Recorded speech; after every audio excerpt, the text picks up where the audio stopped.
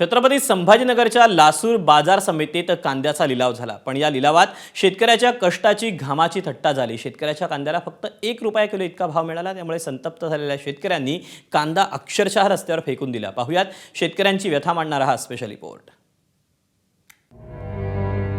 या प्रत्येक कांद्यामागे शेतकऱ्याची प्रचंड मेहनत, पण शेतात कष्ट करून घाम गाळून मिळालं काय? तर फक्त 1 रुपया। होय, 1 रुपया।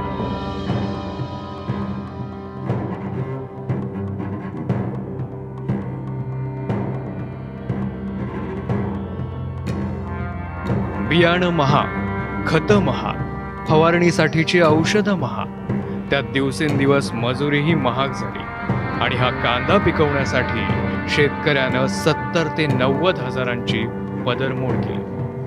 पण शेवटी बाजारात या शेतकऱ्याची अक्षरशः थट्टा झाली आणि म्हणूनच त्यानं पिकवलेला हा कांदा रस्त्यावर फेकून दिला। हा कांदा काय भाव झाला पाहिजे? हा कांदा 200-300 नी चालला। शेतकऱ्याने नेमका काय करायचं होतं? व्यापारी बेभाव घ्यायला माल घ्यायला लागले आणि शेतकऱ्याला 100% आज माझी नम्र विनंती, शेतकऱ्याला व्यापारी हे लुटायला लागले। दरवेळी तोच खेळ।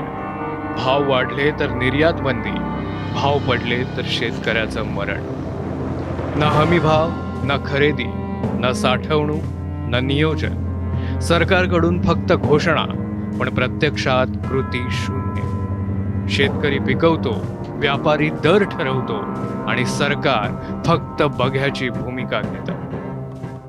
जे शासनकर्ते असतील ते कोणी असो, कोणत्याही पक्षाचे असो, फक्त त्यांनी कांद्याच्या हमी भावावर लक्ष केंद्रित करावं आणि जे कायदेशीर सुधारणा करता येत असेल त्या कराव्या। एक्सपोर्ट, इम्पोर्ट आणि कांद्याला हमी भाव, शेतकऱ्याला शासनाने कांद्याला हमी भाव दिला तर शेतकरी जगेल, अन्यथा शेतकरी एक दिवस रस्त्यावर उतरेल।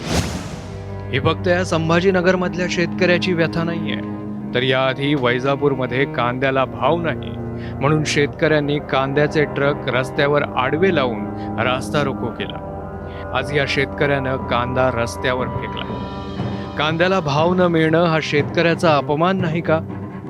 इतके कष्ट करून बळीराजाच्या घामाला किंमत न मिळणं हा अन्याय नाहीये का? हजारो खर्च करून घेतलेलं उत्पादन 1 रुपयात विकायला लावणं ही कोणती अर्थव्यवस्था? कागदावरच्या योजना, भाषणांमधली आश्वासनं आणि वास्तवात रस्त्यावर फेकलेला हा कांदा, संभाजीनगरच्या लासूर मधलं हे चित्र म्हणजेच बाजार समिती आणि एकूणच संपूर्ण कृषी व्यवस्थेच्या अपयशावरचा मोठा शिक्का आहे। कृष्णा केंडे, एबीपी माझा, छत्रपती संभाजीनगर। एबीपी माझा, उघडा डोळे बघा नीट।